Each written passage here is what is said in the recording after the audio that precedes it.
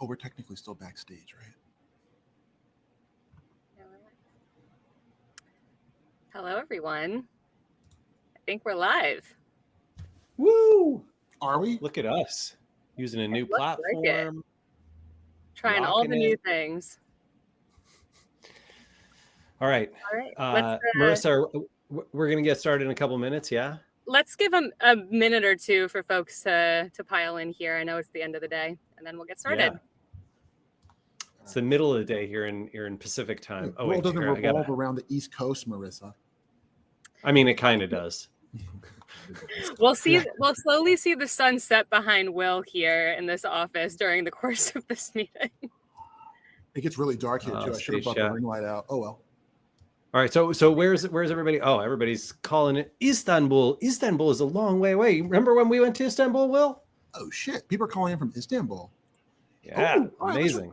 Oh my, look at that. Amanda Vidad. I mean, a celebrity in the comments. Incredible. Okay, here's what I'm going to do.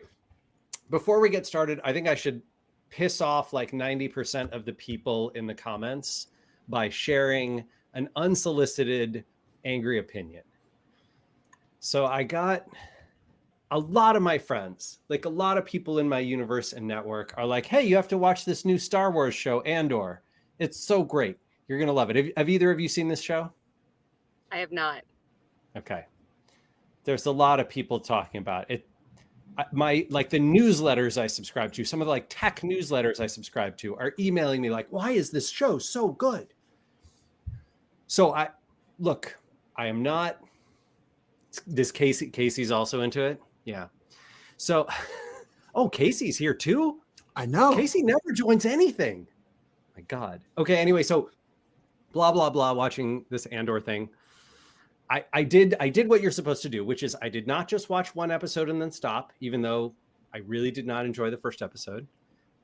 We have watched seven or 8 episodes now, and I'm not sure it's just bad. Like it's not, I don't know. It's not enjoyable. Like it's, I think the one thing it does really well is it has some pulse pounding action scenes. You know, do you remember like in The Godfather when Michael goes into the bathroom and he's looking for the gun? No, that's the one that always sticks with me as like dun dun dun dun dun dun dun dun dun. I only remember lines from Boiler Room, and that's it. Lines from Boiler Room. Anyway. Well, it seems like there could be a healthy debate on Andor for this discussion, but that is not what we're here for today. Oh, is it not? No. I thought I was supposed to fill time while people were joining. We might that might just be a prequel to the conversation later, depending on where it goes. It is a prequel. But, yes. There you go. You know he's going to die. It's a prequel.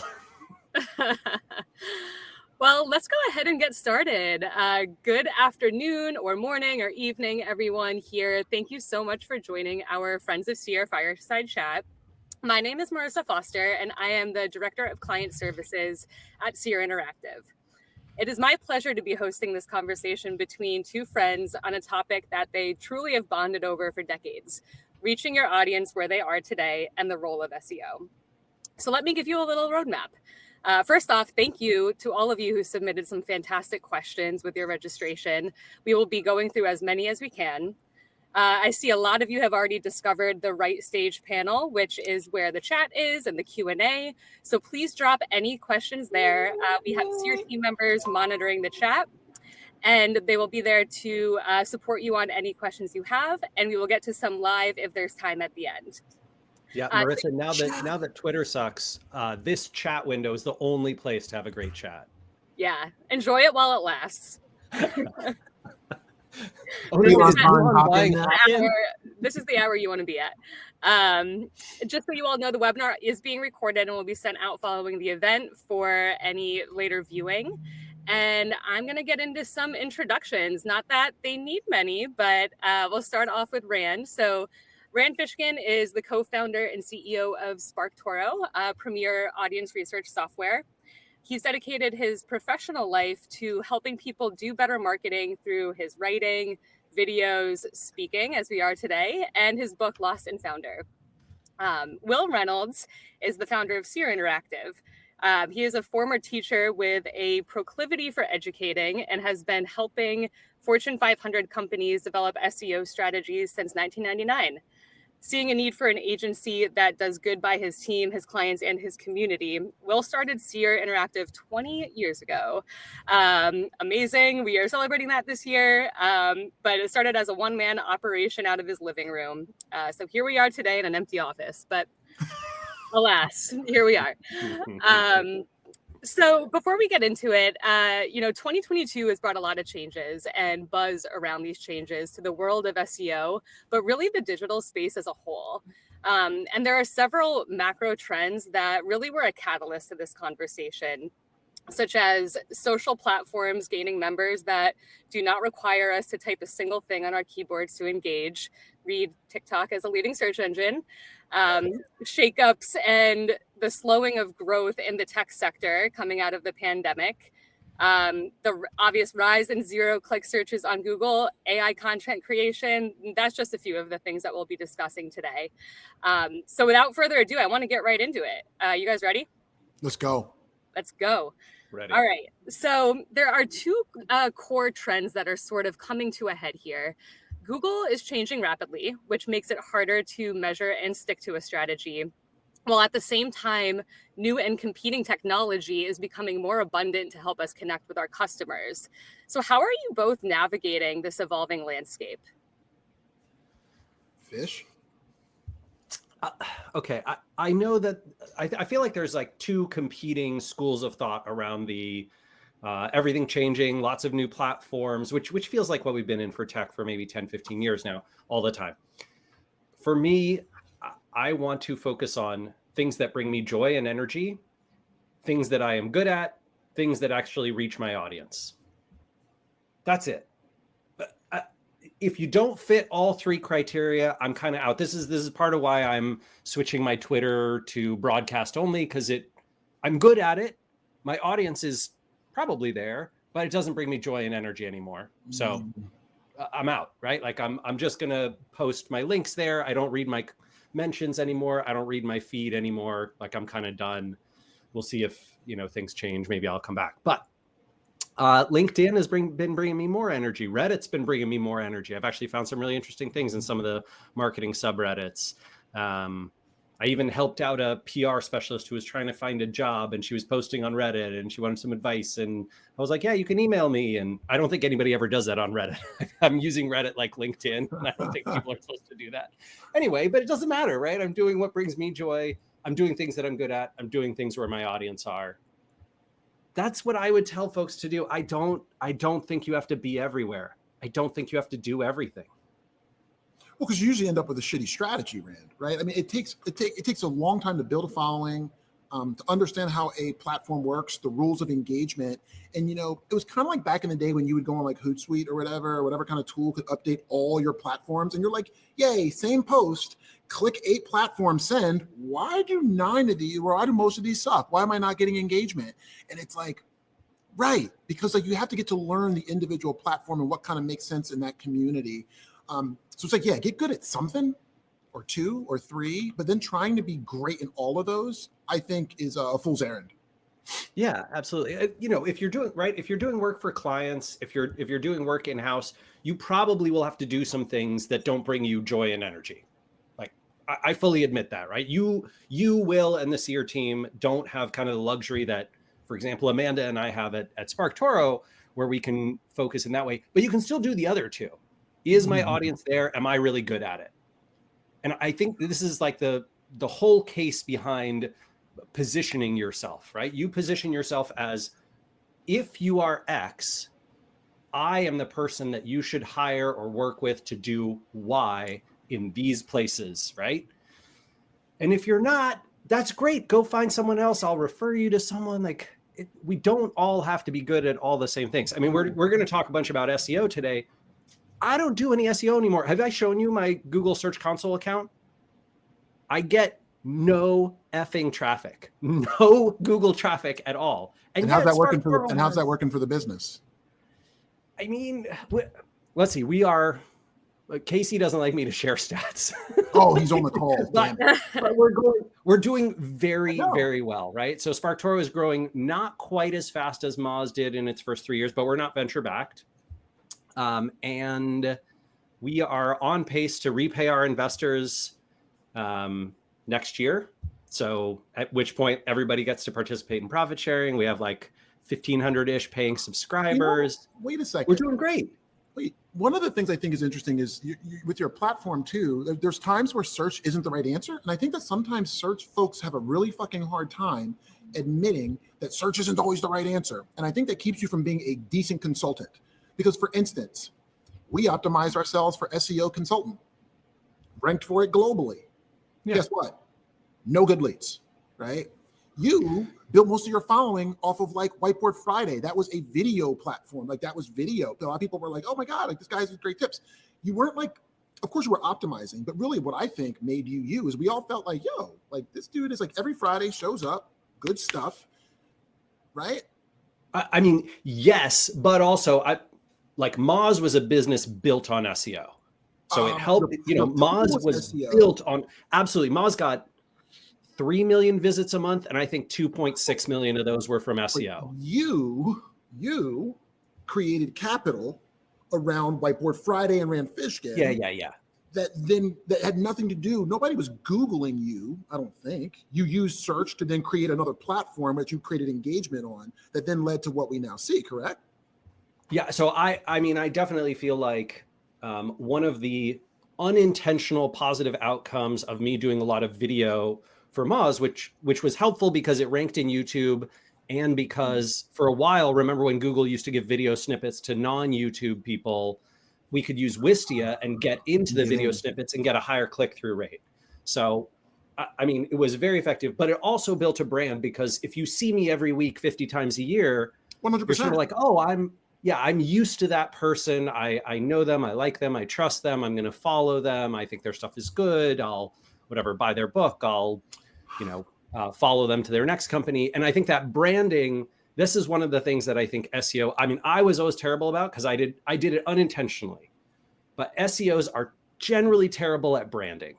Like it is one of our biggest weaknesses. We're like, no, keywords, rankings, Google ranking factors, all that kind of stuff. I say we, even though I haven't been in the field for 5 years. Shh, no one tell anyone on Twitter that I said that. But you know what though? It's like I said before, Rand. It's like, God damn it! And this is why probably we're having this freaking conversation, because I think broadly, SEOs are like, you rank, you get more business, and that's a good thing, and that's going to happen, right? You rank for the words that matter to your business, and then at least for me, I got to cheat because I ranked for the words that everybody thought an SEO agency should rank for, and I got no quality leads from that. And then I went, oh shit, there's something more to that. And what I learned was that people were calling in back in the day when we started the company, the phones would ring every desk, and whoever picks up the phone. It was one of those kind of places. And because I'm like, those people pay us, we should pick up the phone when they call, like, right? Crazy me. But people would be like, I've been watching your videos for years. It was the I've been watching your videos for years conversation that led to more leads than I Googled you and found you for SEO company or whatever the freak it was, right? So I think I've known the value of SEO can sometimes be overestimated since I was ranking for those keywords back in the day. All right. Will, if you don't mind interjecting, I actually have a follow-up question to that on something that you've been talking about quite a bit recently. So, we've heard a bit about your take on TikTok replacing Google, calling it headline hype, reminding us to use data to determine where your audience is looking for their information. Can you elaborate a little bit more on your point of view? Because I think it's pretty relevant to what you were just getting at around finding your audience at the right time. Well, so I have this fundamental belief that that Google's pretty good at understanding what people want when they type things in. We can disagree, but I think they have more data than any of us. They have better machine learning people than any of us. 20 years of history. And they know where you went, how long it was before you came back, what words you put afterwards that made you spend more time there. They understand what people want. So for me, I was like, okay, well, we're watching TikTok grow like crazy, Instagram monthly active users growing like crazy, YouTube growing like crazy, Instagram still growing like crazy. But we're all saying, but I haven't seen SEOs be like, hey, maybe your audience is ending up there, and maybe you should spend a little bit less with me. Right? Like, ooh, maybe you should spend less with me. I can't say that because that would be actually fucking consulting with the client. I have to just try to be like, it's SEO because I do SEO, which becomes like an industrial complex. I do SEO, therefore SEO is the answer. Whereas I was like, wait, if Google's showing video for these results with high confidence, where they're like 1, 2, 3, 4 videos are the top 4 results, then I'm like, well, then guess what? Google's learning that your customer wants to see some shit, right? They want to see something. They want to learn it through video. And for us as SEOs to have that clue and to then ignore it and be like, make more content, type. It's like, but the stuff outranking me is all video. So why would I not make video? Oh, well, you don't want to make video because that's not what I do on SEO. Like, okay. I do think there's something so incredibly powerful when you give people advice that is non-self-serving, right? That works against your own interests. It makes them trust you immediately. If you say, hey, I'm going to tell you this thing, it's going to lead to less money for me, less, opportunity for me, but it's going to be better for you. Incredibly trustworthy. Like you suddenly become a hero to that person or that organization. And that's hard. It's hard to do. It's not hard to do. I think it's hard to do because we've made it hard. Because we have numbers to hit and we're like, well, I got to sell this much SEO this quarter. And it's like, well, then that means you're going to have a lot of people who are going to be like, that didn't work for me. And they're not going to refer you. They're not going to see you as somebody. Like I've had clients I've completely failed for, right? And been like, damn, that hurt. But like, they knew we tried our asses off and they still referred people to us. I think people got business fucked up, bro. Like they don't understand. No, they don't understand. I mean, you can see it too in, there's all sorts of transactions where this happens, where someone comes to you for example, like SparkToro, we get a normal but healthy number of refund requests, and Casey, right, who's in the comments, like he just does them. There's no questions. He's not like, well, but I saw you were using your account a lot last month. Really, now you're going to get a refund. He's just like, hey, here you go. Here's your refund receipt. You should see that in 7 days. Hope you come back to us whenever you need us. Guess what? A lot of people come back. A lot of people come back because they're like, gosh, that non-self-interested thing. To be honest, I think this is how some of the big retailers, Nordstrom in particular, won over many of their competitors, Macy's included, in kind of the last 25 years, was that ludicrously generous refund policy. Just incredibly generous customer support, and like, well, we're going to do things that hurt us and help you, and that makes you trust them.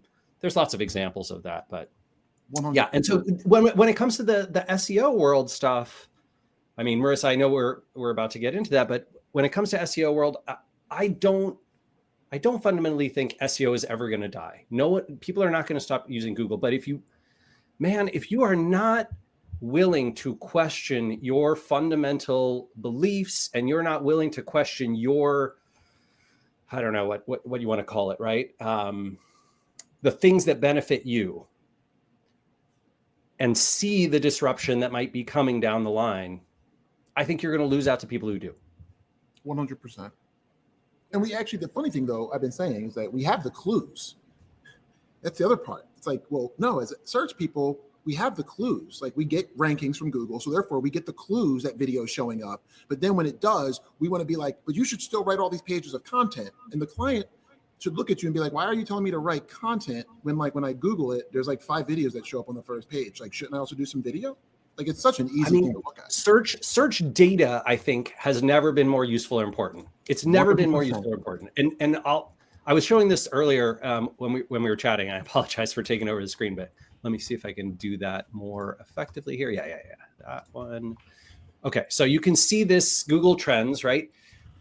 Look, if you're SEMrush back in here, let's go back 5 years. So if I'm SEMrush, it's really important for me to rank for SEO tools for like 4 of the last 5 years. But the last 12 months, to be honest, that importance has declined massively. And if you're pitching them and selling them, hey, we're going to help you rank for all these keywords, they're kind of like, I think we found this other thing. I think brand might actually be bigger for us. I think convincing people to use SEMrush, not getting people to search Google for SEO tools and clicking on us, is where we're going to win in the future. You can see tons of examples of this here. Let's try vacation rentals and this is my favorite one to show. Airbnb. You have to go back 10 years. Yeah. You tell, let's go 04 to present. So I love showing this. Here is where SEO really mattered. Yep. Super useful to them. And they did it, right? They were effective at SEO. They like ranked for, vacation rentals plus all these city names. Did a great job there. Now, if you pitch in Airbnb on their SEO, like it's this portion of their marketing, right? It's one channel. It's the equivalent of advertising in Bing PPC results. Like it's little. Too cruel. Rand, on that point, actually getting into SEO a little bit more, obviously a lot of folks on this call are SEOs or have oversight into SEO strategy for their organizations. That said, it's still very much a tactic that's in play and will be for the foreseeable future. I mean, we are going to keep an eye on, the value and how we can sort of integrate with other channels to really amplify our SEO strategies. But I know what many people want to know, can you measure the bottom line value of SEO? Or are on-site metrics like traffic and forum submissions enough to determine success this day and age? Okay, I'm going to say something slightly controversial. I think SEO is actually more perceived as slightly more important than it really is in digital marketing strategy because it is still one of the more measurable channels that exists. Brand is almost impossible to I don't want to say measure, but nearly impossible to attribute. Most sources of traffic that are outside of, a few, so maybe some affiliate stuff, PPC advertising, some display and retargeting, some social media advertising, most big tech advertising. Almost everything outside of those is nearly impossible to attribute. So attribution versus measurement, right? Measurement is, I can tell you that it brought us something, but I don't know exactly which ones or exactly when, versus attribution, which is, I can tell you that this click from this source brought this visitor who had this behavior, who bought this many things, right? So those are the two different sides. And SEO is very measurable, hyper measurable. You can see almost all the traffic. Google tells you exactly how many people are coming and blah, blah, blah. You can see which pages they land on. The attribution is much harder now than it used to be because keyword not provided isn't there. But you can still cookie those visitors and see when they come back. And so it's very measurable and it's pretty darn attributable. Now compare that to something like, I don't know, what SparkToro helps with.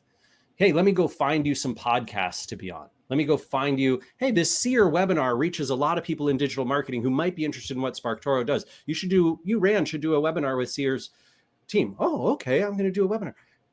There's no way, Amanda and I will never be able to attribute a single person who might hear this webinar and sign up for SparkToro, not one.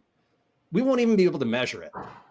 Like we could maybe look at, was there a spike in visits during the webinar? Did people go to sparktoro.com? And like maybe someone emailed and wrote in and was like, hey, I heard you on the webinar with Marissa and Will. And like, that was really good. But probably no, probably we can't even attribute a single person. And that's why people don't invest in those channels, right? PR, a lot of content marketing that is not SEO focused, a lot of what I call like media stuff, a ton of sources of influence marketing. No, it does not get invested in because people just can't prove it. Can't prove it. And SEO, pretty provable. I think it might be is it the only provable organic channel? No, email marketing is pretty provable too. Email marketing is better. If you ask me. Probably those two. So with that said, I mean, we know there's been a lot of changes to the algorithm and to the SERP as a whole, such as position 0, no click. So what do you think is the impact on organic traffic trends as it relates to these changes? And should brands be bracing for this downward trend in organic traffic?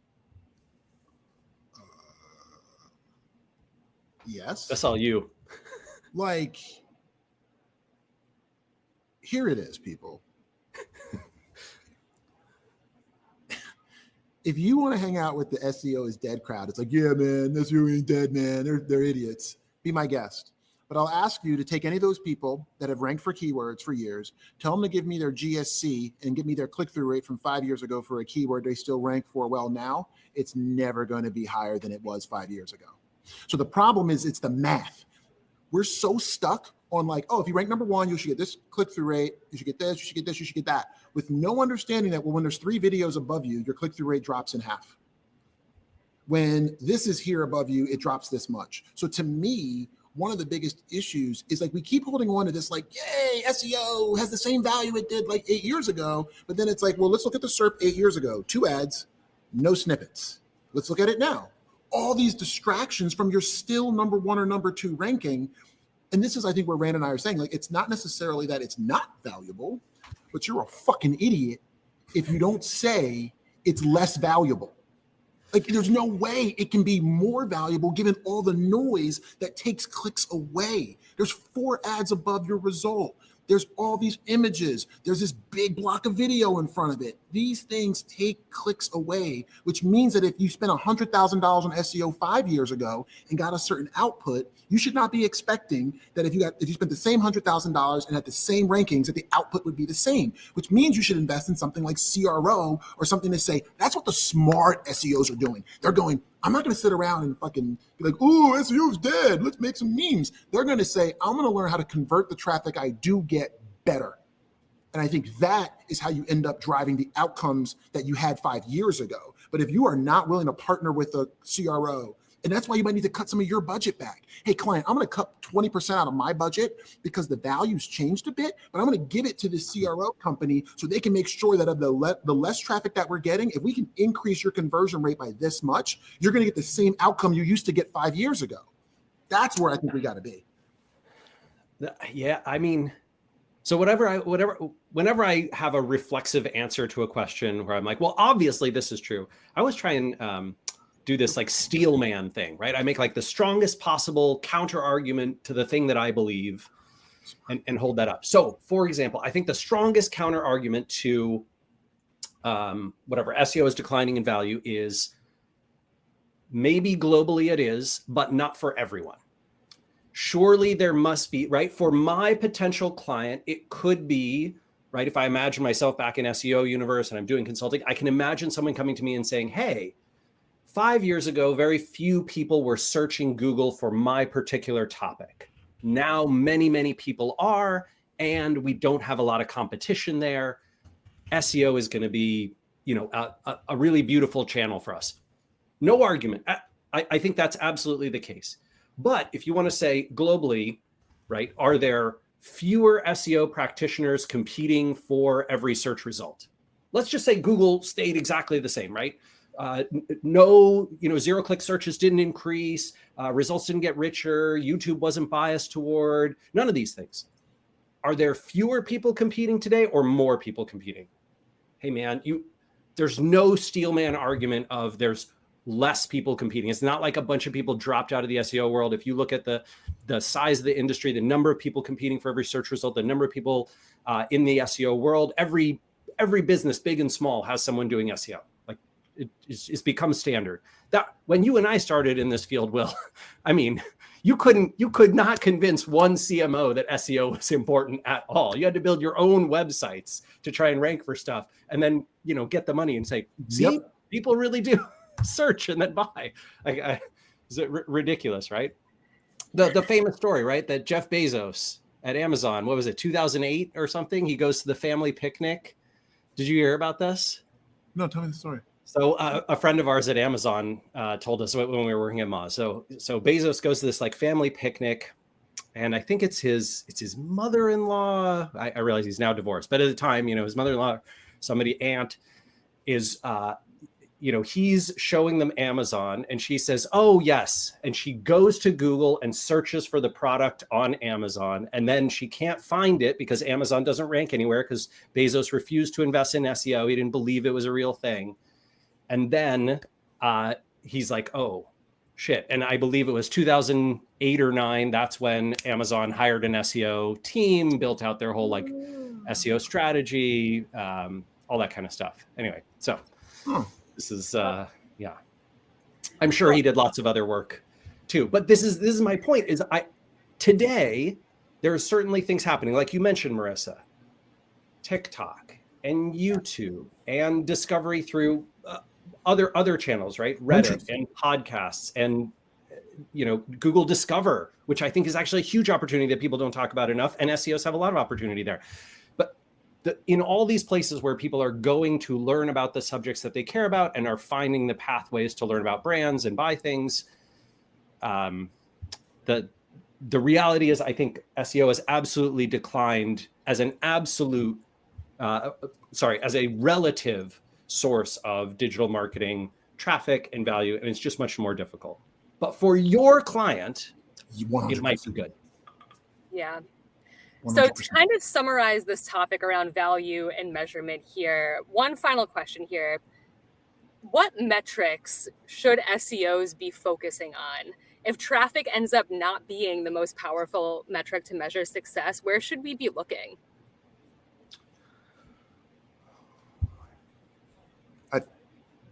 Well, for me, I'm trying to get all the fucking credit I can. So for SEO. And here's what I mean by that. You'll pay paid search for a click at a certain dollar amount, but then if I get a click that doesn't convert on SEO, it's like zero. So for me, I'd be like, here's your page before we started. This is if I was, if I was running an SEO company, I'd be like, okay, what we're gonna do is we're gonna say you pay for this keyword at this rate. I can discount it. Maybe it's not as quality traffic. Discount it 20%, discount it 50%, discount it 70%. I don't care, but the number's not zero. That click is not worth zero. SEO is literally, I've seen a lot of my friends' reports, whatnot. To see an SEO value their clicks is like rare, but yet clients are paying for that same click. So it's like, I like to have logical arguments. So up here, you're willing to pay $5 a click, but I get you here, that's worth zero. So if I just scroll down 10 pixels, it's worth zero. But the average SEO is like, oh, well, I'm going to report on traffic. It's like, no. Like traffic is good, but be like, you pay this much for it because now you have an equivalency to say, hey, if you're willing to pay this much for this much traffic over here, and I drive you the similar amount of traffic over here, how is that worth zero? So I would be taking my clicks. I wouldn't take impressions because it's not like a billboard or something. It's not great. So I wouldn't multiply my impressions by anything, but then I would also take the traffic and all the other things. So I'm trying to take all the value I can, but it's always been surprising to me that I think SEOs, even at Seer, people are like, oh, here's my traffic numbers. I'm like, well, I would take my click number and say, like, if you're paying $5 a click for this word up here, and I'm 3 levels down, it's not worth $3. It's not worth $2. Yep. Yeah. I think the two things that are good are, I very much like the, hey, here's how much you pay per click for this keyword sending traffic to this page. Now we've sent a bunch of organic traffic for that same keyword or similar related keywords, because it's hard to track the actual keyword, but you can say to that same page, organic traffic to that same page. You should absolutely, I think if you want to be intellectually honest and honest with your client, you should show the delta between the conversion rates. So organic traffic converted, you got this many, whatever, email signups, webinar signups, sales, people checking out, people with repeat purchases, whatever you want to call it, and this many from PPC. And so, okay, we're going to say we have a discount rate. SEO sends on average traffic that converts at 70% of the rate of paid search. So we've used that formula to estimate that the value of the, of the search traffic is whatever, $7 million, and your paid search traffic was $4 million worth of traffic. And here's the return on investment that you got from both of those. Oh, look at the ROI on SEO. It's probably still like 100x PPC, right? Because in SEO, you're paying an agency or an in-house team usually to do things that help you rank for the right pages. And with PPC, you're paying Google. And Google is going to extract every single penny they possibly can from you for every click. And your SEO agency, no matter how expensive they are, they're probably undercharging you, right? Like, just, that was my experience in the field for forever. I don't know, maybe it's changed. I hope y'all are, whatever. One thing on top of that, Fish, is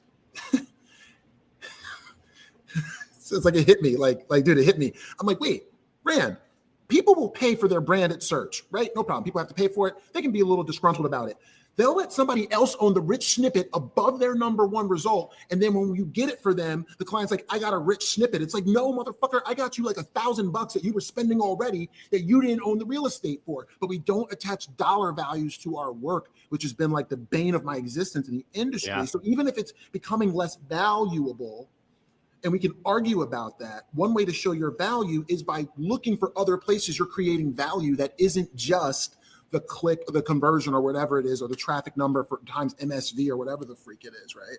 Yeah, I mean, look, and less valuable, like, I think a Super Bowl ad today is far less valuable than a Super Bowl ad in 1978. Less? But that does not mean that there's not a massive industry of people. Less? Yeah. Oh, absolutely less. There's as a percent, right? Way fewer Americans are watching the Super Bowl than in 1970. I can't remember what the numbers were, but sometime in the 80s or 90s, like Super Bowl percent of US population watching. Plus now people skip the ads. They're just all the things, right? But folks still absolutely pay for it because it doesn't matter if the value has gone down. What matters is, am I still earning a positive return on investment? Right? So businesses globally, the way capital works is that capital is trying to maximize its growth. I don't love this about capitalism, but it's how the planet works. So let's just get used to it. So every business is going to basically put dollars in until they are losing money. They will put dollars into anything that earns them positive return on investment. They're looking for growth. Every company is looking for growth, right? And so fundamentally, until a Super Bowl ad stops returning someone's investment and there's no one to bid on those, it's going to keep happening. And SEO is the same way, right? So a PPC is the same way. So I think we could have reached the pinnacle of like when SEO was at its absolute most valuable, maximally globally for everyone. We might have reached that pinnacle. Maybe it's on the downslope. Maybe it's just plateauing. But what I can tell you, what I promise you for sure, is there's something new. There are new channels that you are not investing in that are absolutely growing, that have opportunity. And because they're quiet, just like SEO was in the 2000s, because they're quiet and Jeff Bezos doesn't believe in them yet and his aunt hasn't shown him at the picnic, that's where a ton of opportunities lies. So that's what I get excited about. So you know what, Rand, too, though, is like what I get excited about is the value to still be extracted from SEO thinking and SEO results. So we had somebody on our team talking to a client, and the client had a way of breaking down search terms into top, middle, and bottom funnel. And they were like, oh, can we use those people also ask questions to maybe influence what the titles are in our emails? And I was just like, oh, snap, that's a great test. I'm not saying it's going to work, but it's like we're extracting more and more value. So now as an SEO, I'm like, well, we tested these headlines. Well, how did you know to test those headlines? Because that's what's on your customer's mind, because Google's already learned it when they're in this stage of the funnel. So now when your click-through rates are higher on your emails, I'm taking credit for that shit, because you didn't have those ideas until I scraped the PAAs and brought them to you. Right? Like this is the kind of stuff that like when people work less, you can extract more value from that. When you were at MK Go in the UK, right? We were speaking at this conference like a couple months ago together. And you were talking about how you extracted data about TikTok videos that were ranking in Google for certain types of searches, and how that almost certainly meant that the kinds of content that those searchers were looking for was very different from the content of other searches. I was like, yeah, look, it doesn't matter. It does not matter if SEO has globally declined in overall broad value. Bringing an SEO mindset, understanding what Google understands, what they're serving, how they're using that data, what what types of content and what types of websites and what types of words and phrases and language is serving human interests and getting the most engagement and click-throughs. You can't get that, much as I love the stuff that SparkToro crawls, you can't get that from Twitter. You can't get it from Reddit. You can get other kinds of insight, and you can bring your SEO knowledge of how to apply that data to those games. But that, I think that skill transfers to every single form of digital marketing and tons of other things too, right? 100%. Yeah. And on that topic too, and I see a lot going on in the chat around this as well, but to kind of summarize what we're talking about here, is the belief that SEO as a standalone option might be where we're losing the most value, and SEO as an ability to diversify our marketing portfolio is really where the focus should be? This is the argument that I would make throughout, right? That essentially if you are thinking from a CMO or a CEO perspective or board perspective, your goal is essentially, hey, what are the marketing channels and opportunities that can bring us the greatest growth inside of our budget and what our team can do well, and whichever agencies we can bring on, all those things, right? So that is our fundamental core question that we have to ask. SEO will be a part of it for almost every company, right? SparkToro is an exception. Like I brought up this idea that, when you look at SparkToro's GSC, like we get almost no search traffic except for brand. We're an outlier because no one searches for the thing we do. No one goes to Google and says like, I'm looking for the sources of influence for my audience that are not search. That it just doesn't happen, right? I want to discover the behaviors of my audience, but I don't want to use surveys or interviews. We're selling a thing that didn't exist. And so very difficult, right? Very difficult to get search traffic for that thing. Amanda and I brainstormed and we were like, we didn't think there was one keyword that people searched for that would directly, if they got to SparkToro, they would buy our product. Couldn't think of one. And so our job instead is to find these other channels. Your job as a marketer is to identify what those channels are, right? And then to do a great job at the ones that you want to work on, which if it's search, that's great. If it's content, that's fine too. If you want to expand outside of SEO, like Will's saying, hey, maybe I think the ones that are most directly related to me are YouTube, which functions a lot like a search engine. Absolutely, it does. I think social media marketing, and I think PR, right? Or sort of that marketing through the sources that your audience pays attention to. I think those are like the three that are most direct. And then CRO and email marketing, content marketing, those fit nicely as well. One of the things I was thinking of, Marissa, was that like there's seasons to this shit, right? Like really, like I think the Airbnb example is a great example of how like early on investment in SEO should have been freaking high. Nobody knew who the freak they were, right?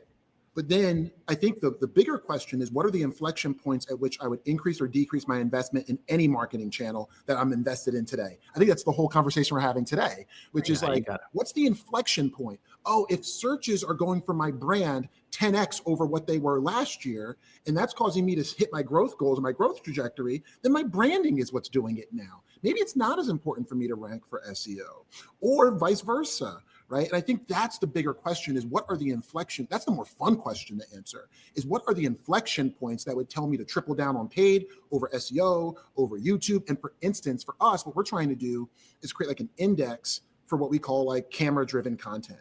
Right. So it's like, ooh, if I see images showing up and videos showing up in the top 3 and this and this and that, and I track that over time, I'm now saying it was 6% 7 months ago. Now it's 9%.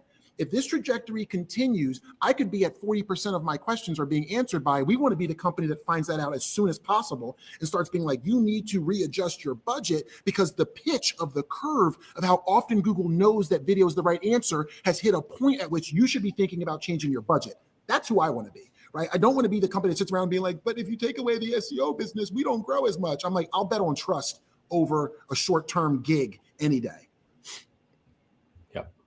Yeah. Okay. I'm actually going to take a little bit of a pivot here because there were a lot of questions that came through regarding some of the trends that we're seeing in the space. One of them being on the generation of written content through artificial intelligence. So I'd love to hear some hot takes on that. I guess the first question is do you think this poses a threat to the usefulness of content and website search results overall? You go first, Rand. Okay, if I have to guess and predict the future, what I'm going to say is AI generated content is moderately useful now for some small sub use cases. So there are places where I've seen people apply it and they get value out of it, whether that's, whatever for the, brand focused content, or it's ideation for writers, right? Like, hey, take this topic, turn it into a post, and then I'll edit and reformulate it. Like I've seen some people do that and get value out of it. I think Google is getting a tremendous amount of value out of AI content, not because they're crawling it and indexing it from your sites and turning it into the top rankings, but that's a ton of how they take all the content from the rest of us on the internet and turn it into instant answers, right? That's AI content from Google. I think that's a huge threat, like massive threat. Instant answers is a huge threat to people who have created the answer. If you search Google for, I don't know, actors in Knives Out, right? Google will show you, here, let's do it together. We'll just go, where's my, no, this one, window, that's the one. I want this guy. All right, I'm gonna share. And we're gonna search for actors in Knives Out. There we go. Okay, what did Google do? Did Google have someone who, I don't know, went to IMDb or like called up the movie studio and was like, hey, tell me all the actors who are in there. I'm gonna write them down. No, of course they didn't. They just scraped it. They scraped it from IMDb and TV Guide and Wikipedia and Mubi and MovieWeb and all these places, right? And then they turned that into this AI content and this AI content over here, right? And, some of these come from whatever editorial places too, and that's all fine. But you get the idea, right? That AI content is absolutely huge for Google. It's a threat to folks in this field. What I don't see happening, I don't see it happening for 10 years, where instead of editorial reviews and critiques of Knives Out, it's just an AI. And human beings love it and engage with it and share it and appreciate it. I don't think we're on the verge of that for another decade. Maybe I'm wrong, but I don't think you can write emotionally compelling, share-worthy content, especially, in exciting fields like entertainment. Maybe if you're talking about, I don't know, the latest chemical engineering innovation in mining bits. But even then, I don't think so. I don't see it. That's my take. I don't know, Will? I think you were saying this, you said this earlier, Rand. It's actually about knowing your niche. Like, you got to know what game you're playing. If you're in the entertainment niche, you're going to have this kind of stuff showing up, right? And it's just going to be a threat to your whatever. But if you're not, you might have very different snippets, things that could take away the value. So here's one of the things, Rand. I know back in the day, I think you used to talk a lot about like Yelp and Google scraping Yelp reviews and things of that nature, and how like it pissed you off. It was frustrating. And I agree. But then recently, and I showed this at the MKGO conference, it hit me one day when I was on TikTok. Is so consistent. Whereas when I went to like, what was it? No, I was doing like an image search or something like that. And I was going from site to site to site. And it was like Google image search shows you all those images, but each site you click on, when you go to it, has a completely different user experience. So it kind of sucks when this person's getting a pop-up on you. This person's like one photo of 145, and you got to be like, next. Whereas on TikTok, you're pretty much just like sitting there watching, and then it's like, let me show you another one. Let me show you another one. And so the user, it's also easier as a cognitive lift on the user to be like, I know what I'm going to get next time. It's going to fit in the same box every time. There's no freaking pop-ups on the site being like, do you accept my cookies? There's no pop-ups being like, sign up for my newsletter. And that's different from site to site. So then as a user, I feel like it's just very, I can see one of the reasons why those sites are appealing, because of the control that the platform has on how consistent the content needs to be delivered to them. Whereas for Google, it's just so broad that unfortunately part of the thing that made them also hurts them in this world. It's that in certain types of queries, going from site to site to site is just, it just sucks. Now, as it relates to AI, I don't know much. I don't play around with GPT-3 that much. Like I got a couple people about CRR, but I keep coming back to, if your content if your content is heavily fact driven, if it's fact driven, like, then it's really easy to replicate. Like, I don't come to you to spit back facts to me about what SEO is. I come to you because you're seeing something in SEO that's different than everybody else. So this is like any other thing. It's like separating yourself in an industry. Like if I just go on stage and I'm like, oh, here's 10 tools. And everybody's like, oh, here's the same 10 tools. We're all going to talk about SEMrush and Moz, and we're talking about GSC, we're talking about this. Then it's like, well, I can get that anywhere. Yes, AI could write what the top 10 fucking SEO tools are, right? AI is not writing right now. When you search Google, that's what they'll show you. Yeah. Right. And so AI this is not writing the stuff that you and I are writing, like in the sense of like, we usually have an opinion. Like this Fireside Chat technically could be written by AI. But then I'm like, oh, well, there's this example of this thing, and it could be, right? I'm not saying it can't be, but I think people show up not for facts, they show up for opinions. And I think if companies continue to be like, my content is just going to be facts, this is that is this. And you're putting some words in for it to sound conversational, but once you strip all that out, you're like, you're just telling me what the thing is. It just sounds nice. That's it. That's just me being a little bit I'm going to say this. If you can write AI content that engages visitors and, ranks well in Google, you should do it. You should do it, but you have a very short lifespan because Google will do it better. Like if you think that your AI content that you generated through some open source GPT-3 is going to outrank Google's AI content. That's a great point. They're like, we built that shit. Like, yeah, come on, man.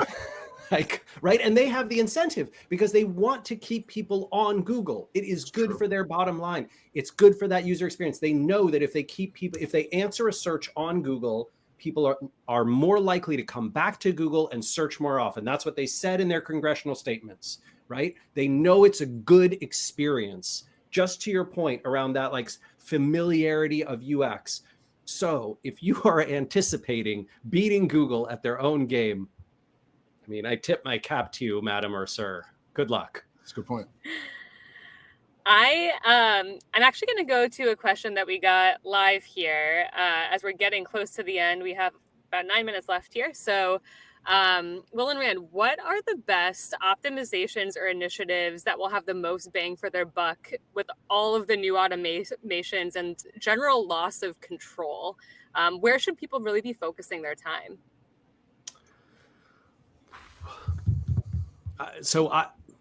This is such a cop-out answer, and it's every answer in marketing. So fundamentally, it depends, and it's never going to be the same for two companies. Mm-hmm. It's never going to be the same in two industries. It's almost never going to be the same for two people. And that's because what we started this conversation, right, with was this idea that you have personal strengths and weaknesses, things that you are good at and love to do. And you should engage in those because, like Marissa, I have never seen, Wil, I'm sure you've never seen this either. I have never seen someone who's like, oh, my God, I'm so good at Instagram marketing, but I really hate it. No one's like, oh, gosh, I hate, retargeting and it's boring and I get no energy from it. But gosh, turns out I'm one of the best people on the planet at that. No, right? But people's passion and interest align with their work quality and those intersect. And when, this is kind of my advice for teams, right? Like one thing you will never find me doing, I don't know if Amanda's still with us, but one thing you'll never find me doing is being like, hey, Amanda, can you go do this marketing thing that I know you hate? And like spend a lot of time on that. Like we all have to do some tasks that are boring and, whatever, busy work that we've got to take care of. But that's not where you're going to get competitive advantage. And what you should be looking for is competitive advantage, right? And in my opinion, the way to get competitive advantage after bringing Amanda onto the SparkToro team is to unleash her in the ways that she loves to do her best work. If you're not doing that with your team, hire a robot. Like, go work on the AI. You know? I don't know. This is just my soapbox. I'll step off now. That's an interesting soapbox, though, because I have a whole closet full. Luckily, it's like, because there's scale, right? Like once you hit a certain amount of scale, I think managing that can get difficult. Yeah, no, right? Like it can get really difficult. But I think that's where you lose your competitive advantage, right? Is as you get to scale, you no longer have a competitive advantage. Your competitive advantage is now we're big. Your scale, right? Yep. It's not we're more creative, we do this better than anyone else, we're more interesting than anyone else. Gosh, we rock whatever Twitter or Instagram or retargeting, or we're better at SEO. No. It's just you're big. That's your sort of point of leverage. Yeah. So if I were to, I also hate to sound like a broken record, but it's like, where would I invest my time? It's in understanding the inflection points, because they're different in every industry. And what you really want to know is, at what point should I change my marketing mix? Like, and what clues would I need to harvest? Is it economic clues? Should I be overlaying economic data against my paid search conversion rate? Oh, so as like the stock market went down for some reason, people are less, like, to me, it's never, which channels do you think I should invest in, Wil and Rand? I'm like, the channel you should bet on is yourself, learning how to bring the data together to tell you when the inflection points happen faster than anybody else. Because everybody else is asking, how much do you think I should spend on Instagram? And I'm saying, how can I analyze your data to tell you that? Not how can I tell you that because I do Instagram. I'm like, you should spend all of it, because guess what's going to happen? You take an SEO, a social media person, an influencer, and a content marketer, and put them all in the same room and say, I have $100,000 to spend on marketing. Each one of them is like, give me $100 grand. You should spend it with me. And then how the freak do you make up your mind there? I would want to be the person that's like 20 to them, 80 to them for the next 6 months, and then 30 to them after that. I want to be in that position with data to back up why I'm recommending the slices the way they are. All right, we've got 3 minutes left. I want to close this out, but let's do a 30-second hot take each. Let's see if we can do it, because this was a question that came through.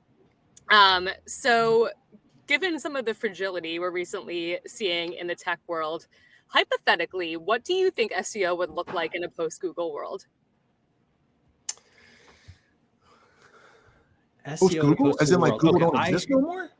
So I don't think fragility in the tech world, I don't think that's what'll take Google down. Here's what I think would take Google down.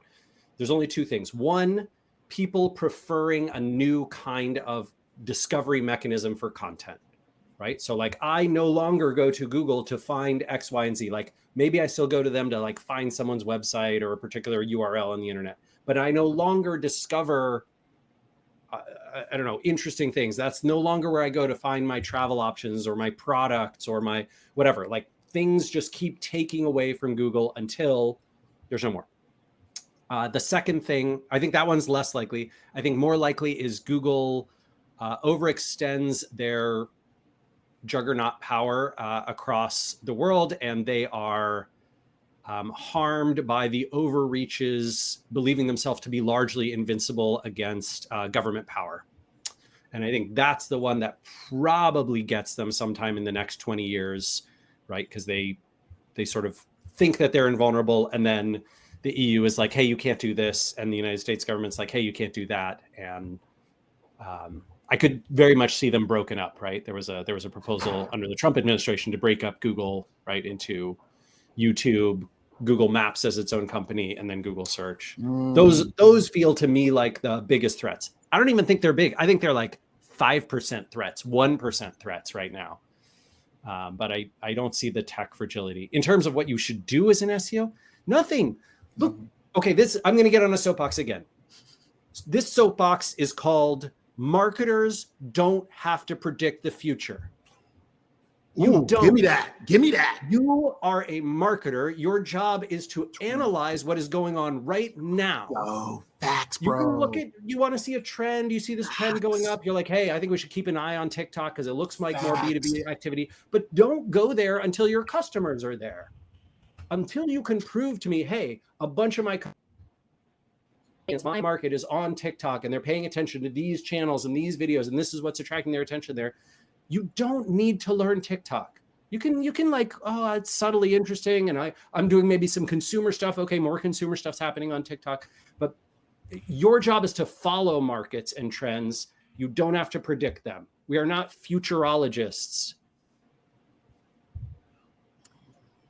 Oh. Well, any rebuttal there in the last 30 seconds we have? We might need another hour, but that was so fucking great. Like, that was so good, Fish. I was sitting there like, oh, this motherfucker is on. Like, it's like that's, you know what? I've not heard that enough. I have not heard that enough. Is that we need to go where our customers are with a little bit of an eye on where they might be. But I've watched people over-index on like, this is going to change everything. Like Second Life. You search, people are crazy. Do you remember the metaverse? What was the Google Glass? Yeah. Do you remember the like little eye thing? There were so many SEO conferences where it was like, we're going to have a thing on Google Glass and artificial reality. And I'm like, that turned into nothing. It was useless.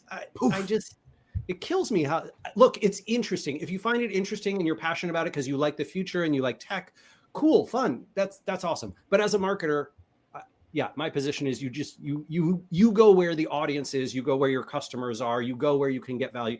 You don't need to predict the future. So what I would say is, I was just at a banking conference last week, and one of the things I showed the folks is, I was like, your customers change their language at a certain point. How many of you knew? And then I showed them how all the paid ads had nothing to do with how customers change their language. So to me, it's like, I would bet all my time on how do I process the change in your customer and or the change in what Google knows about your customer. That's the bet that I am making, right? So when you search for the word transmission and your client is a transmission company and the top 4 results are the CDC, I want to know that faster than anybody so I can pull down my paid ads, right? Like it's just like knowing when Google has learned something new about your customer and being able to action on that is where I'd always make my bets. And that action could be TikTok. It could be anywhere. I want to be the person that knows faster than anybody else that your customers change their language. And there's no better way that I know to get that than through search right now. Well, thank you both. This has been an enlightening hour for all of us and a few minutes over. Right? So thank you all for joining today. There will be a recording sent out as well as a short survey if you wouldn't mind taking it. But Wil, Rand, really appreciate the hour that you've given all of us today. Awesome conversation. Thank you, Marissa. I like Shane's suggestion in the comments here. I think we could do this quarterly and it'd be pretty fun. 1 second. Hey, we're for it. He's gonna run off and grab something. Is he gonna give us a present somehow over there? He's coming to my room. He's going far. How is he gonna make it back? There he is. All right. Who needs to be on Zoom when you're right in the freaking office with somebody? Well, now I want to be able to do that. You can come anytime, Fish. Doors open. I'll be out in March. All right. Well, we could do this in person in March. That's what we should do. Yes. Right. Sounds great. Friends, thank you so much for joining. Thanks for having me. Have a great rest of your evening. Thank you.